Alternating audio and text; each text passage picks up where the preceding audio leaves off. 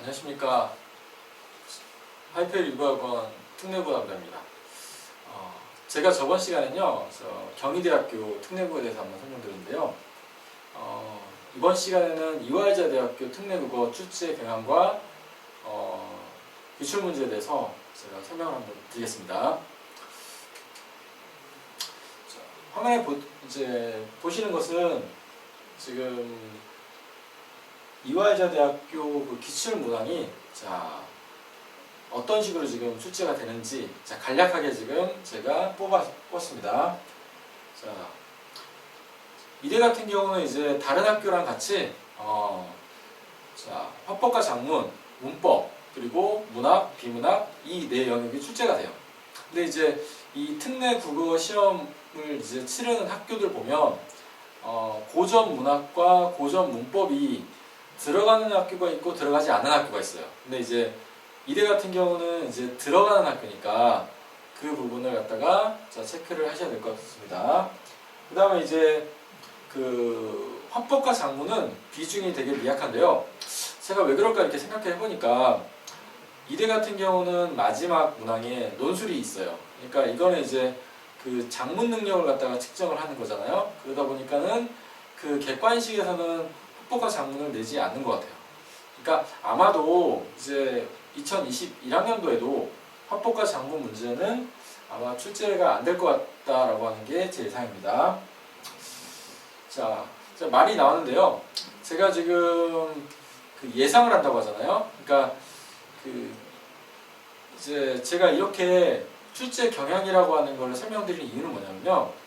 그 학생들은 이제 시험을 준비를 할 때 모든 영역을 갖다가 다 공부하면 참 이상적이긴 해요. 그런데 이제 시간이라고 하는 건 되게 한정돼 있고 그 한정된 시간 동안 수험 적합한 공부를 하려면 선택과 집중을 할 수밖에 없어요. 근데 이제 그 범위를 갖다 선택하고 어떻게 보면 공부 방향을 갖다가 자기가 결정을 할 때는 기준이 있어야 되잖아요. 근데 그 기준을 갖다가 알려면 기출문제가 어떻게 출제가 됐는지를 갖다가 살피는 게 가장 좋은 것 같습니다.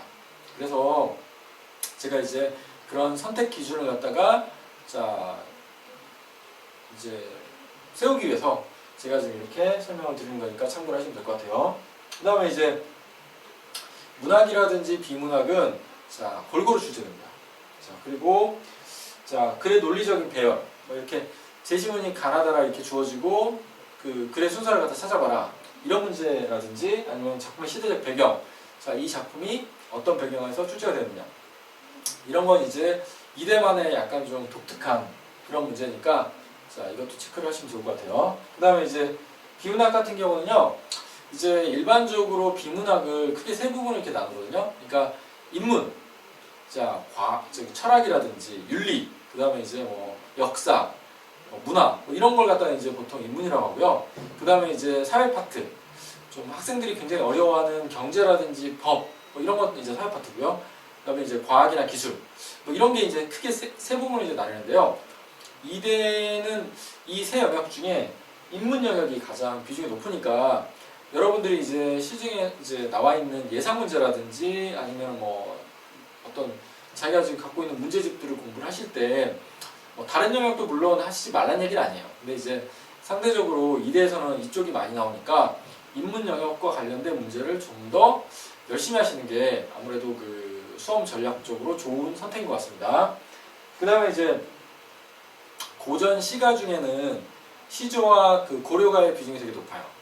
그러니까 이제 고전 시가 같은 경우는 향가도 있고, 그 다음에 경기체가, 그 다음에 이제 악장이라든지 아니면 이제 가사, 그 외에도 여러 가지가 있는데요. 그 중에서도 지금 여기 나온 것처럼 시조나 고려 가의 비중이 높으니까 다른 영역도 공부를 하시면서도 이쪽 영역을 갖다가 좀 더 열심히 하시는 게 나을 것 같습니다. 그리고 이제 제가 이제 저번에 이제 경희대도 제가 이렇게 이런 표를 만들었는데요. 실제로 구체적으로 어디에서 문항이 출제되는지 제가 한번 살펴보겠습니다. 여기는 이제 문법 같은 경우는 지금 이대 문제가 총 16문항인데 제가 이제 오른쪽에서 왼쪽으로 설명할게요. 그래서 자, 2016학년도에는 지금 3문항, 그 다음에 2017학년도에는 8문항, 그 다음에는 8문항, 그리고 2019학년도에는 6문항이 나왔어요. 그러니까 총 16문항 중에서 이렇게 나왔다는 얘기는, 자, 이게 비중이 그래도 꽤 있다는 얘기겠죠. 자, 물론 이렇게 2016학년도 같은 경우는 좀 상대적으로 좀 적은 것 같아요. 자, 그렇지만 전체적으로는 좀 비중이 있으니까 유념하셔야 될 것 같고요. 화법작문은 아까 제가 말씀드렸다시피 약간 좀 이게, 자, 전체적으로 좀 적은 경향이 있죠. 적은 경향. 자, 거의 안 나오다가 2019학년도 같은 경우는 이제 담화에서, 이거는 작문이 아니죠. 작문이. 그러니까 작문이 아니다 보니까는, 자, 화법과 관련된 담화에서 2문항이 출제됐으니까 이 부분도 좀 체크를 하셔야 될 것 같아요. 그 다음에 이제 여기 이제 비문학 같은 경우는, 자, 2016학년도에는 8문항, 그 다음에 4문항, 그리고 2문항, 4문항 이런 식으로 출제가 됐어요. 그러니까 이제 2016학년도에는 제가 굉장히 지금 많이 출제된 것처럼 보이는데요. 이거는 좀 약간 유념하셔야 될 게, 국어학이라고 하는 이 부분이 교수님들이 생각할 때는 이게 문법으로도 이게 들어갈 수가 있어요. 그러니까 문법 영역이라고 생각하고 이게 출제를 하실 확률이 되게 높거든요. 근데 제 생각에는 이제 풀이 방법으로 봤을 때는 이거는 암기적으로 푸는 게 아니라 제시문을 갖다가 적용을 해가지고 선지를 고르는 거기 때문에 이거는 비문학적인 풀이 방식으로 푸는 게 맞거든요. 그래서 여기다 지금 배치했지만은 이 네문학 같은 경우는 이제 이걸 갖다가 이쪽으로 올린다면 문법이 비중이 이제 그 전보다는 좀 많이 높아지겠죠. 그걸 좀 참조를 하셔야 될 것 같고요. 그 다음에 이제 문학 같은 경우는 지금 4문항, 5문항, 4문항. 평균적으로 하면은 4문항이 출제됐네요. 그러니까, 그리고 이제 논술 같은 경우는 계속 1문항씩 이렇게 나왔습니다. 그리고 이제 그러면 이제 출제 범위 한번 구체적으로 어떻게 나왔는지 한번 더 볼까요? 그래서 이제 아까 제가 말씀드렸다시피 고전 문학과 고전 문법이 나온다고 그랬죠. 그러니까 고전 문법도 실제로 나왔습니다. 자, 2017학년도에는 지금 훈민정음에서 2문항이 나왔고 2019학년도에는 자, 2두에서 1문항이 나왔습니다. 그 다음에 이제 자, 음운론 같은 경우는 2019학년도에 지금 자, 2문항이 이렇게 출제가 됐어요. 자, 그 다음에 이제 어휘 같은 경우는 지금 매년 1문항씩은 출제가 되죠. 자, 그리고 많이 출제될 때는 여기 나온 것처럼 4문항까지도 꽤 많이 출제가 된다고 보면 돼요. 그 다음에 이제 품사론 같은 경우는 지금 2019학년에는 안 나왔지만 1문항씩 이 정도 나온 것 같고요. 그 다음에 이제 높임법이라든지 문장 성분, 그 다음에 이제 사이시옷 같은 경우도 이렇게 2문항씩 나올 때도 있고, 그 다음에 이제 맞춤법, 한글 맞춤법이라든지, 그 다음에 외래어 표기법, 그 다음에 로마자 표기법 이게 나왔습니다. 그 다음에 이제 비문학 같은 경우는 제가 아까 말씀드렸다시피 자, 인문 영역이 지금 굉장히 많죠. 자, 지금 정치 철학, 경제 철학은 지금 2016학년도, 2017학년도 2문항씩 나왔어요. 역사, 그 다음에 영화론, 그 다음에 문화론 이렇게. 자, 이렇게 꽤 많은 문항이 지금 인문에서 나왔으니까 참조를 하셔도 될 것 같고요. 그 다음에 지금 사회 파트에서는 사회학.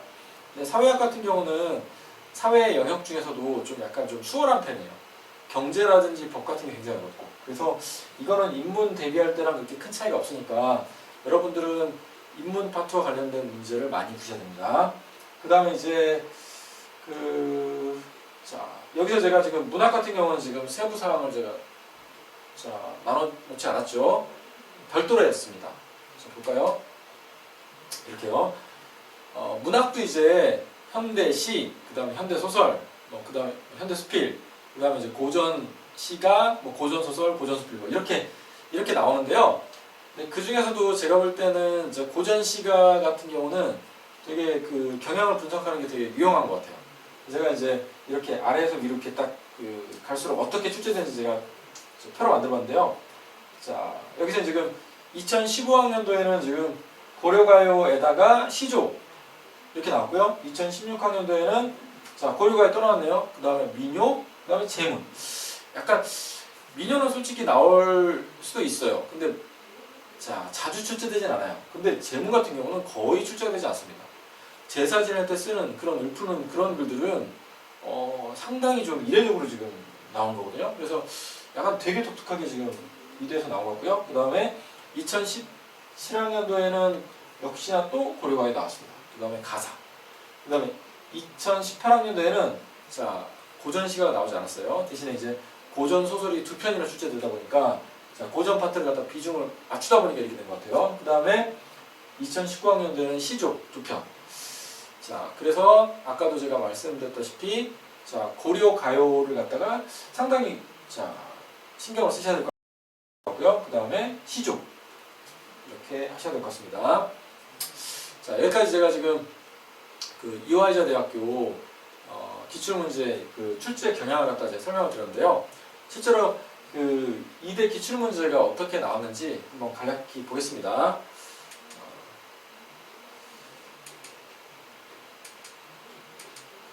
제가 이제 그 문법 문제하고 그 다음에 지금 비문학 문제를 설명을 하려고 하는데요. 이 두 개가 다 이제 그 제시문 분석을 바탕으로 해서 문제를 푸는 거예요. 근데 이제 제시문 분석을 할 때 그냥 막연하게 하는 것보다는 그 분석을 하는 틀이 있어야 될 것 같아요. 그래서 간략하게 설명을 하려고 지금 이렇게 해놨는데요. 이 제시문, 한편의 글이죠. 한편의 글이라고 하는 거는 정보를 갖다가 전달하고 있어요. 정보. 근데 그 정보라고 하는 게 문장 같은 경우는 이제 보통은 이제 문장은 이제 작은 정보가 돼요. 작은 정보. 문장 한 문장에서도 작은 정보가 여러 개가 있을 수 있긴 해요. 근데 이제 일반적으로 이렇게 작은 정보가 되고요. 그 다음에 이제 그 한편의 글 같은 경우는 이거는 지금 자 문당 이 문당 같은 경우는 이게 지금 자 큰 정보라고 생각하시면 돼요. 이렇게 그래서 이제 정보와 정보가 어떻게 전달이 되는지 그거를 이제 여러분들이 파악을 하셔야 돼요. 그러니까 이제 제일 정보를 갖다 수용하기 힘든 방식이 나열하는 거예요. 그 첫 번째 정보, 두 번째 정보, 세 번째 정보 이 정보가 각각 떨어져 있을 때는 여러분들이 머릿속에 그걸 갖다가 그냥 드립다 암기할 수밖에 없어요. 근데 이제 보통 글들은 그렇게 이제 나열되는 경우도 물론 있지만 상당수 글들은 그게 이제 논리적으로 이렇게 연결되는 경우가 많아요. 자, 그게 무엇인지. 그건 이제 보통은 그걸 갖다 이제 글의 구조라고 보통 말을 해요. 그래서 이 작은 정보와 큰 정보가 어떻게 연결되는지, 어떻게 전개되는지, 그거를 좀 일단 아신 다음에 제시문 분석이 들어가야 될 것 같아요. 그래서 이제 그 보시면 제가 이제 제시문 분석을 할 때는요, 이제 그 딱 눈에 확 들어오는 기호를 써요. 그냥 글자보다는 좀 약간 뭔가 그 약간 상징성이 높은 그런 이제 기호를 쓰는데 그 중에 대표적인 게 이제 이런 게 있어요. 이렇게. 그러니까 A라고 하는 정보가 있고 B라고 하는 정보가 있으면 B 정보가 좀 더 비중이 높다는 의미거든요. 그러니까 이제 그래서 보면은 쭉 전개되다가 그러나 뭐 그런데 하지만 이런 말 있죠. 그러면은 앞에 나온 것보다는 뒤에 나온 정보가 좀 더 비중이 있잖아요. 그럴 때는 제가 이걸 쓸 거예요. 자, 그 다음에 이제 또 많이 쓰는 게 뭐냐면요. 자, 그 원인이 나오고 자, 그 뒤에 결과가 나온다든지 자, 그리고 이제 그 앞에 사건, 앞 사건이 나오고 자, 뒷사건 이렇게 나온다든지 그리고 앞에 이제 어떻게 보면은 이제 판단 근거가 나오고 뒤에는 이제 뭐 주장이라든지 판단 이건 이제 보통 이제 국가고시에서 굉장히 많이 나오는 형태거든요. 근거와 주장 같은 경우는 그러니까 이걸 갖다가 저는 이렇게 화살 표시로 할 거예요. 자, 그걸 인식을 하시면 되고요. 그 다음에 이제 또 하나가 뭐냐면 이제 그 A라는 자 내용이 있고 B라는 내용이 있을 때 이게 같다 라는 의미로 쓸 수가 있어요. 이제 보통 이게 이걸 갖다가 정의할 때 B로 할 경우가 있거든요. 이게 P 정의항 정의항이라고 하는데 그럴 때도 이걸 쓰고 아니면 이제 뭐 A 즉 B 아니면 A 뭐 다시 말해 B 뭐 이런 거 있잖아요. 그럴 때도 이걸 쓸 거예요. 요거는 이제 어떻게 보면은 그 만약에 A 이거 말고 예를 들면 이제 만약에 여기에 A 즉 B 뭐 이렇게 이런 말이 나왔다. 그러면은 요거는 자 B가 A를 갖다가 자, 상세하게 설명할 수도 있고요. 아니면은 요약할 수도 있고 아니면은 정보는 똑같은데 표현만 달려갈 수도 있어요. 자 그런 측면에서 이게 요거랑 비슷하다는 거 인식하면 되고요. 그 다음에 이제 요거는 이제 작은 정보가 연결되는 방식이고요. 큰 정보는 이제 보통 전개된다고 하거든요. 그거는 이제 제 생각에는 이게 큰 정보랑 작은 정보랑 약간 비슷한 패턴으로 가는 경우도 있어요. 그래서 이제 어떨 때는 이제 겹치기도 하는데 이제 큰 정보 같은 경우 이제 그 전개되는 방식을 보면 보통 이제 글이라고 하는 것은 의문 해결 과정이에요. 그래서 자 뭔가에 대해서 의문을 가지고 그걸 갖다가 해결하는 방식. 그러니까 의문이라고 하는 건 요거죠. 의문. 자 그리고 해결했다고 하는 거는 뭐 이렇게 아하 하는 느낌. 이렇게 표시할 거예요. 그 다음에 이제 그 어떤 그 문제가 발생하고 그 문제에 대한 원인 그리고 그 문제에 대한 해결. 자 이게 굉장히 그래서 많이 나오는데 이런 경우도 이제 문제가 있고 해결이 있다. 이런 거를 제가 어떻게 표시할 거냐면 자 여러분 생각할 때는 문제가 발생하면 마치 머리에 번개 맞은 것처럼 되게 당황스럽죠. 자 그래서 이제 이렇게 번개처럼 이렇게 이 표시는 문제가 되는 거예요.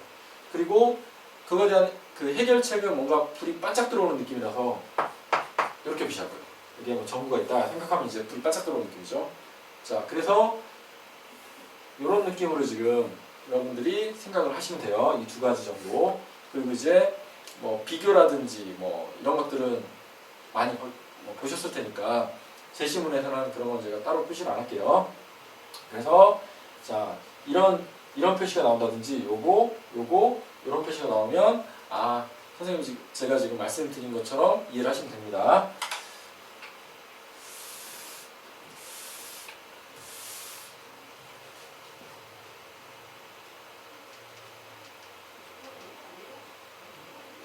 자 그러면 이제 조금 전에 설명드린 걸 바탕으로요. 자 여기에 나와 있는 제시문을 제가 한번 분석을 한번 해보겠습니다. 자 국어는 다음과 같은 의문의 특질을 가지고 있다. 보니까는 크게 보니까 문단이 지금 5개가 여기 5개 나왔죠. 근데 보니까 첫째, 둘째, 셋째, 넷째, 다섯째. 자 이거는 어떻게 보면은 문단 간에 연결은 없어요. 문단 간에 연결되려면 뭐 그러나 아니면 왜냐하면 뭐 이런 말들이 나오는데 없어요. 그러니까 이거는 그냥 문단 자체로는 굉장히 좀 그 긴밀성이 좀 떨어지는 그런 글이라고 생각하시면 되고요. 그 다음에 이제 첫 번째 한번 볼까요? 국어의 의문에는 다른 의문에 없는 독특한 의문 대립이 있다. 해가지고 일반적인 내용이 나왔습니다. 자, 그 다음에 이제 자, 예를 드네요. 예. 자, 이거는 이제 보통은 작은 정보가 연결되는 방식이에요. 예를 들어가지고 자, 다른 의문에 없는 독특한 의문 대립이 있다. 그러면 다른 언어에 없는 의문 대립을 소개하겠네요. 예시로. 그래서 국어의 자음은 다른 언어의 자음과 달리 이렇게 예사소리, 된소리, 거선소리가 서로 대립한다고 해요. 그러면서 또 이거에 대한 또 예를 또 들고 있어요. 말은 없지만. 그래가지고 기역, 쌍기역, 키역 쭉 해가지고 등이 그것이다. 했죠? 예시가 계속 나왔네요. 자, 그래가지고 이것은 앞에 설명한 거죠. 이거는 이런 대부분의 서양 어들이나 일본어가 울림소리와 안 울림소리의 대립을 이루는 건 대조적이다. 라고 설명하고 있다. 그러니까 이거는 지금 어떻게 보면은 지금 국어라고 하는 것과 자 이런 지금 다른 언어는 여기서는 이제 이런 언어라든지 이런 언어겠죠. 이런 언어를 갖다가 지금 서로 자 대비를 하고 있죠. 대비 그런 형태라고 볼 수 있네요. 그 다음에 둘째 국어는 다른 언어에 비해 또 대비겠네요. 마찰음이 많지 않다. 자 그래가지고 자 국어의 마찰음에는 이것밖에 없는데 영어에는 F, V, S, D 등이 더 있다 라고 하면서 지금 역시나 지금 비교하고 있죠. 다시 말하면 아까 뭐라고 했어요? 뭔가 이게 뭐 상세하게 말하거나 아니면 요약하거나 아니면 표현만 달리하는 거 국어에는 마찰음의 수가 파열음의 수보다 적은 데 비하여 자, 영어 등 외국어는 그 반대다. 그러니까 앞에 나와 있는 말들 이게 지금 마찰음이죠. 자, 이 마찰음 수가 적다는 거죠. 적다는 거. 앞에 있는 말을 갖다가 다시 지금 이게 달리 표현하고 있는 것 뿐입니다. 자, 그 다음에 이제 셋째, 음절 끝에 오는 파열음들이 파열되지 않을 수 있다. 자, 봅시다. 여기서는 지금 비교가 없었네요. 즉이 또 나왔네요. 즉 해가지고 앞에 있는 말을 갖다 지금 설명하고 있겠네요. 그래서 파열음이 음절 끝 위치에 올 때는 터트림의 단계를 갖지 않고 닫힌 상태로 발음되는데 이거에 대해서 지금 뭔가 지금 상세하게 설명하고 있죠. 직이라고 하는 게. 자, 그러면서 지금 여기에 나왔지 않았지만 자, 예로 들고 있네요. 제가 말씀드렸죠. 문장이라고 하는 거는 정보가 하나만 있는 게 아니다 라고 하는 거죠. 그래서 밭이라고 하는 게 이걸로 발음되거나 이렇게 만약에 이게 터트렸다 그러면 밭 뭐 이렇게 되겠죠. 근데 지금 딱 닫죠. 밭 이렇게 닫히겠죠. 자, 이렇게 해서 지금 이 때문이다 라고 했단 말이에요. 그 다음에 자, 넷째, 한 국어에서는 첫 소리에 둘 이상의 자음이나 리을이나 니은이 오지 못한다 라고 했습니다. 또 예를 들었네요. 자, 영어에서는 지금 스프링처럼 여러 개 이게 또 지금 보니까는 여기서 좀 또 국어랑 지금 자, 영어 자, 대비시키고 있죠. 스프링처럼 여러 개의 자음이 첫 소리에 올 수 있지만 자, 전환되고 있죠. 국어에서는 스프링처럼 이것을 세 음절로 나누어 발음한다. 정보가 이제 나열되고 있네요. 또 노인 여자가 아닌 노인 여자로 발음하고 적는다. 이거 보통 이제 두음법칙이라고 하죠. 그래서 앞에 나와 있는 거 첫 소리에 둘 이상의 자음이 오지 못한다라고 하는 게 첫 번째 이 다음 두 번째 문장에 설명되어 있고 자, 리을이나 니은이 오지 못한다고 하는 건 세 번째 문장에 설명이 되어 있어요. 글이라고 하는 게 이게 유기적으로 연결될 수밖에 없습니다. 그 다음에 다섯째, 국어에는 모음조화 현상이 있다. 그러면 이제 이거에 대해서 설명을 할 수밖에 없겠죠. 모음조화, 란. 그러면 이것도 지금 보니까는 란 뭐 이런 거 나오면 보통 정의하고 있는 거죠. 아오는 아오끼리, 어우는 어우끼리 어울리는 현상이다. 모음조화에 대해서 지금 정의를 내렸네요. 이는 그 성질이 비슷한 모음끼리 결합함으로써 자, 이렇게 원인과 결과 자, 발음을 쉽게 하고자 함이다 라고 하는 겁니다. 또 예를 들었네요.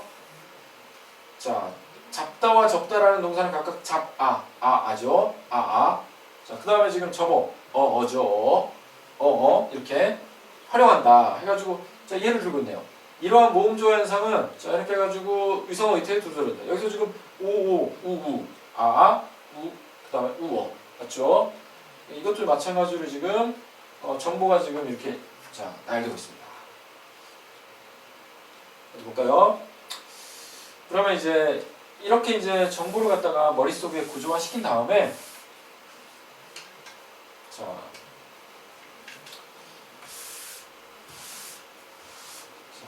볼까요? 여기서 이제 문제를 한번 풀어보도록 하겠습니다. 지금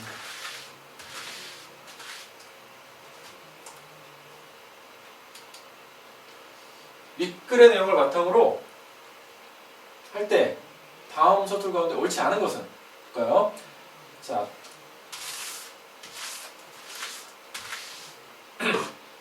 디귿은 된소리와 거센소리로 대립되는 자음이 있지만 아까 나왔죠?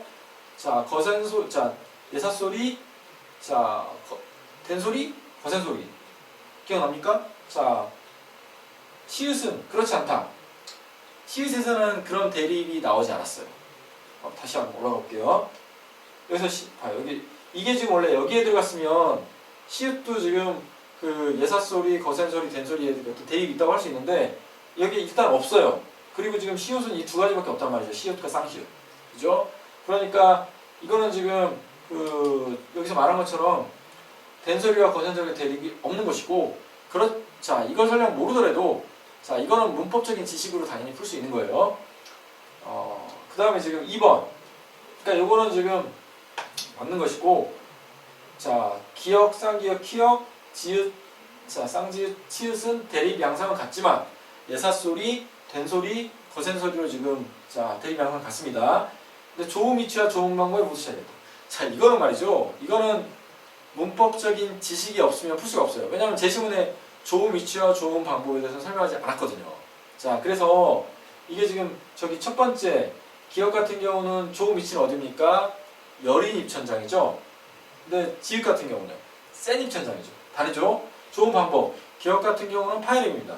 근데 지읒 같은 경우는 파차름이죠. 둘 다 다르니까 이것도 맞습니다.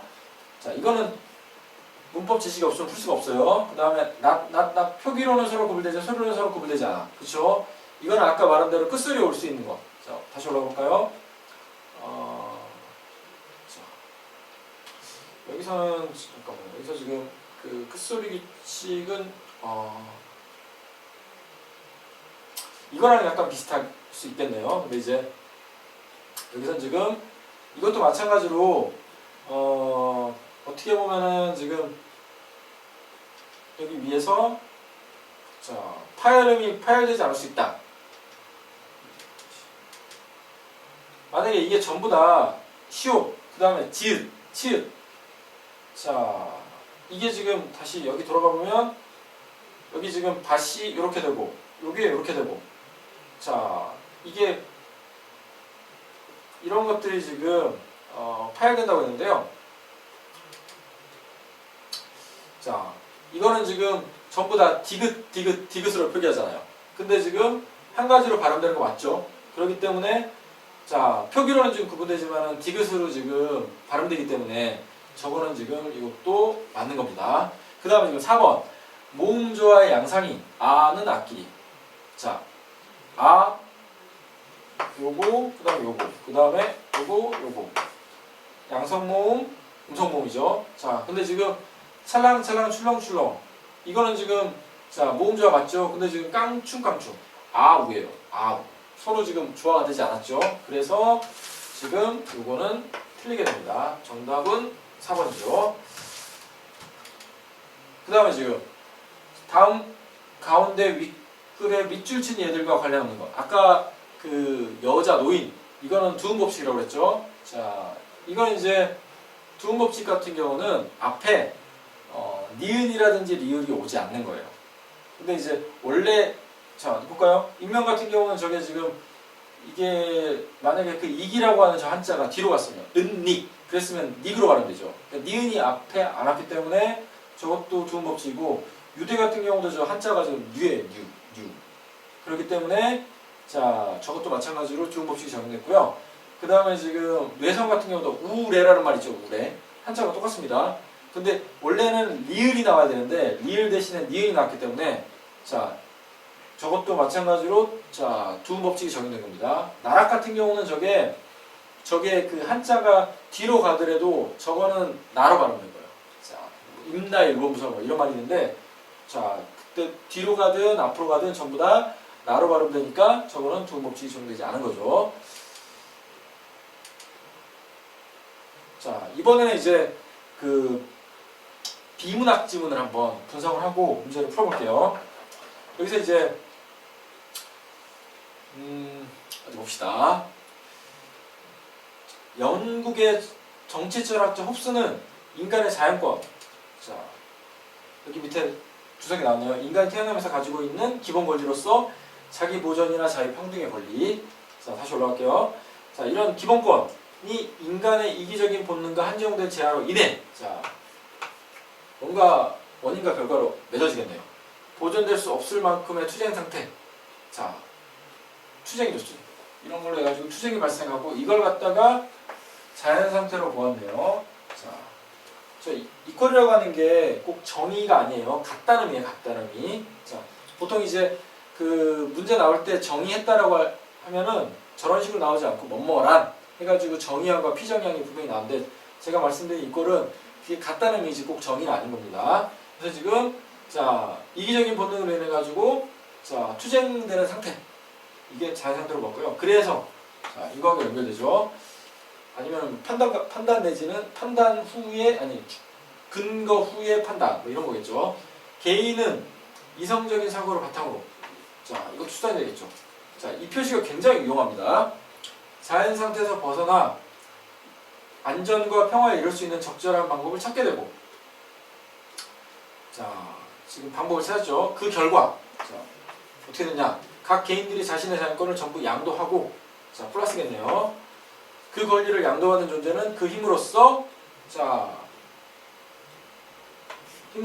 강력하고 절대적인 주권을 행사하기로 하는, 자, 이런 것도 지금 사회계약이라고 하네요. 그래서 보았다. 그리고 또 사회계약을 통해, 자, 이런 걸 통해 가지고 강력한 주권을 행사하는 존재가, 이런 존재를 갖다가 지금, 자, 리바이던이라고, 즉 국가라고 지금 했네요. 자, 화살표시 굉장히 많이 쓰이죠. 정보와 연결됩니다. 그렇게.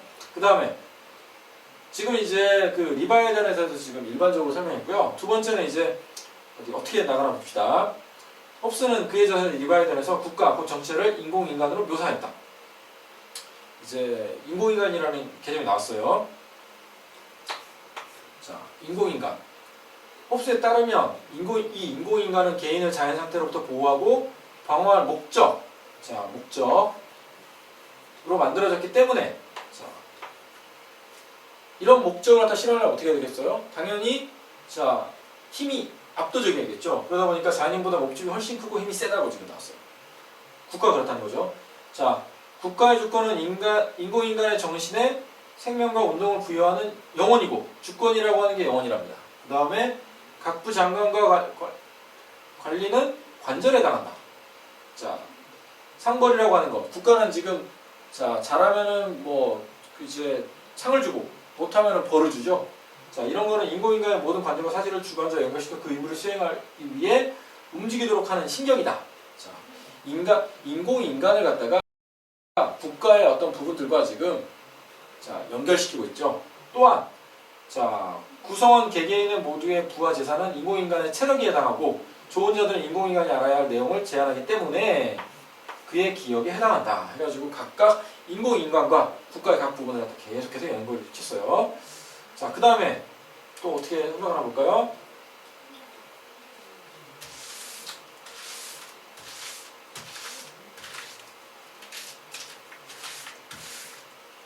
자, 홉스에게 정치체적 인공인간을 움직이게 하는 것은 주권이다. 앞부분에서도 주권이 영혼이라고 하는 거 얘기했었죠. 근데 이제 어디 주권에서 이제 좀 자세하게 설명하고 있습니다. 홉스는 주권이 정치를 작동시키는 인공적 영혼이라고 하는데, 앞에 했던 얘기 또 나왔네요.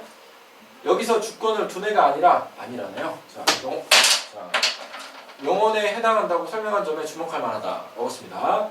자, 두뇌는, 자, 그러면서 지금 봅시다. 두뇌는 단지 신체의 일부일 뿐 그것을 작용을 할 수 있는 것이 영혼이고, 자, 사회계약을 통해, 자, 개개인의 일반 의지를 묶는 하나의 단일 의지이자, 자, 정보 연결되네요. 인공인간을 작동시키는 핵심으로서 자격이죠, 자격. 국가의 주권은, 자, 인간의 영혼에 대응된다고 보는 것이다. 해가지고, 자, 왜 지금 이걸 갖다 영혼이라고 하는지에 대해서 설명하고 있습니다. 그리고 주권이 사라지게 되면, 자, 어떻게 될까 볼까요? 각 개인은 다시 각각의 자연 상태로 떨어져 나갈 수밖에 없게 돼요. 당연하죠. 원래 자연 상태에서 지금 국가가 만들어져가지고, 자, 국가는 지금 주권에서 움직이고, 근데 주권이 사라지게 되면 다시 이렇게 이제 자연 상태로 가게 되고, 정치체, 곧 국가는 해체될 수밖에 없다고 봐요. 주권이 가장 중요하다는 거겠죠. 자, 그 다음에 이제, 자, 지금 그 리바이어던, 국가에 대해서 전체적으로 설명한 다음에, 그 다음에 지금 인공인간을 설명했네요. 그래가지고 이제 국가의 각 부분과 인공인간의 각 부분을 갖다 설명한 다음에, 그 중에 일부인, 자, 주권에 대해서 설명하고 있었죠. 마지막, 어떻게 볼까요? 그 다음에, 이와 같은 홉스의 정치체 논의에서 중요한 것은 중심성. 자, 원래 이렇게 이제, 따옴표 있으면 굉장히 중요한 거죠. 홉스는 청교도혁명으로 혼란스러웠던 당시의 무질서한 상태를 종식시킬 신과 같은 절대적인 존재가 필요하고, 정보 연결되겠네요. 그 절대적인 권위는 개인들의 양도를 통해, 자, 양도를 해야죠. 통했으니까 대리인에게 부여할 수 있으며, 대리인은 그 부여받은 권리를 무제한으로 휘두를 수 있다고 보았다. 라는 겁니다. 자, 홉스는 이렇게 앞에 이제 절대적인 권위가 필요하고, 자, 개인들은 권리를 양도하고, 그걸 통해 가지고 이 국가는 무제한의 권리를 행사하는 거죠. 이렇게 사회 구성원 개개인의 통치 권위를 양도받은 대리인이 곧 근대 국가라고 하는 겁니다. 자, 이게 어떻게 보면 이제 그 어떤 권리들, 권한들이 지금 국가라고 하는 이 한 곳에 지금 자, 모아지고 있죠. 그게 중심성이라는 얘기입니다.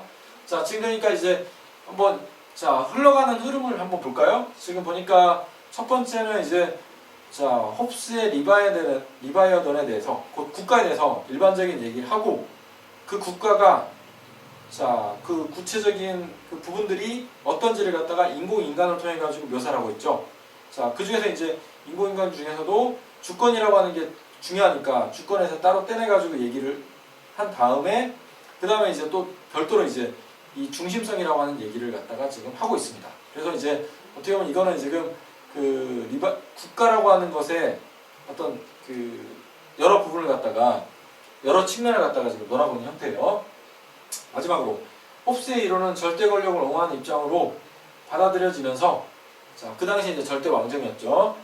자, 이렇기 때문에 절대 왕권의 통치 방식을 정당화하는 중세적인 사고의 틀에서 완전히 벗어나지 못한 것으로 여겨진다. 약간의 한계겠죠. 하지만 자, 더 중요한 거죠. 자유의지를 가진 개인들이 상호 간의 안정과 평화를 염두에 두고 근대적 주권을 만들어내기 위한 장치로서 자, 목적이겠죠. 주권을 만들어내는 게 목적이겠죠. 사회계약의 개념을 고안하고 자, 그것을 바탕으로 자, 이런 개념을 바탕으로 해가지고 국가를 능동적으로 작동하는 정치체로 인식했다고 할 수 있다라는 겁니다. 자, 어디 볼까요?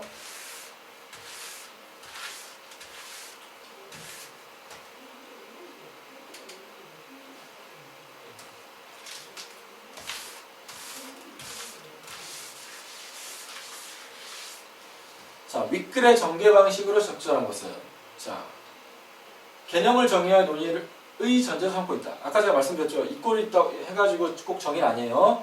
피정의항이 있고 정의항이 있어야 되는데 그건 없습니다. 대상을 분석하고 그 기능을 인과적으로 설명하고 있다. 이것도 뭐 해당 사항 없고요. 유비관계를 통해 개별적인 요소들의 공통적인 속성을 도출하고 있다. 지금 유비라고 하는 게 지금 수식어 나타내면요. 자, A라고 하는 게 자, B라는 성질이 있다. 근데 A가 만약에 자, C랑 비슷하면 C도 B라는 성질이 있을 것이다. 이런 얘기거든요.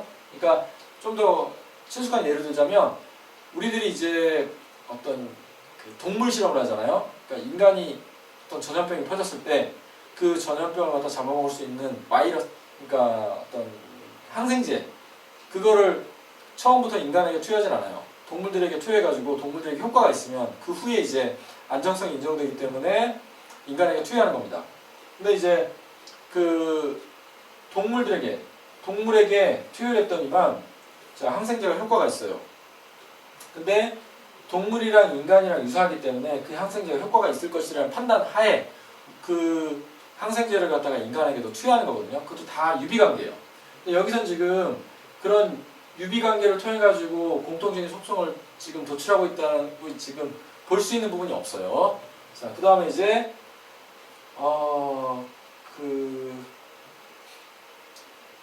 지금 그러니까 저건 뭐냐면요.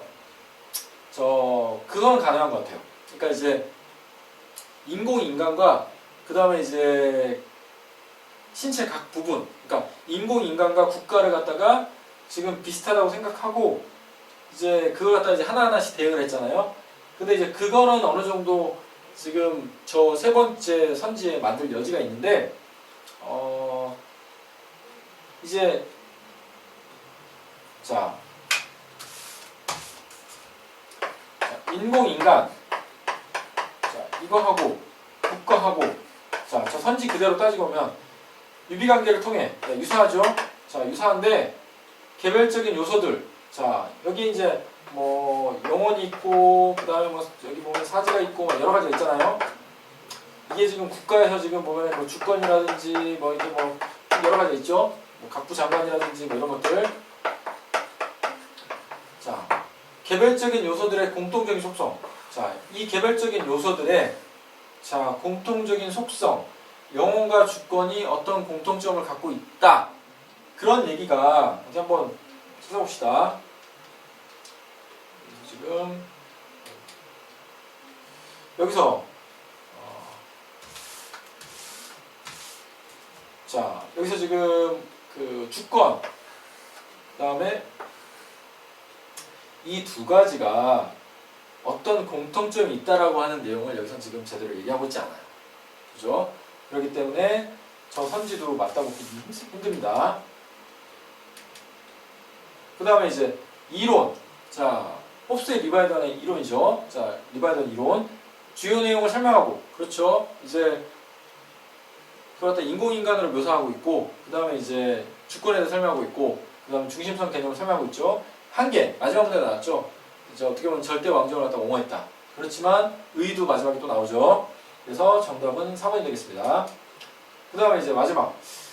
다음은 윗글을 읽은 사람들의 대화의 내용이다. 홉스의 견해에 대한 이해로 적절하지 않은 것은? 어디 볼까요?